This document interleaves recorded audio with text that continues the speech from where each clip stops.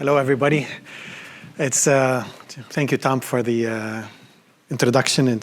It's not white north anymore due to global warming. We had a very weak winter, and it's a long story. Well, welcome, and this is the fundamental track. So this is something you have probably heard many, many times in the talk. In the previous talk, he also touched on some of the topics that I'm going to discuss. So there's a lot of overlap with a lot of topics. One thing that is encouraging about looking at something like this is that as technology advances, it's always important to go back and look at the basics and understand how the intricacy of things with regards to neural networks and training works, so that we just don't forget the roots. And forgive me if it's too rudimentary, but I'm going to try my best to make it as entertaining as possible. So I'm going to go through things that you have already known, probably, but all of this aims to summarize what would be the problem that comes from training neural networks.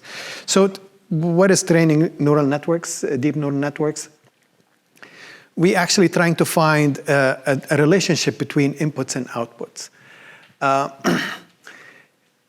Deep neural network is a glorified description of a function approximator. So what we are trying to do really, a deep neural network is trying to find it's turning your problem into a mathematical expression, and it's trying to find the graph that describes that problem.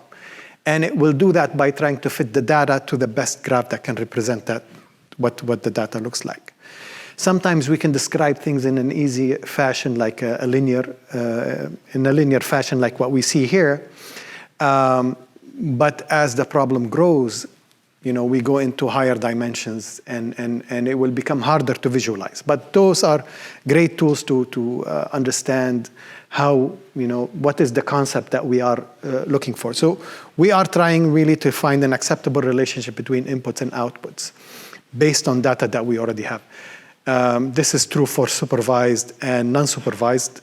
With supervised, we have allocated labels for the elements in the scene or elements in the data.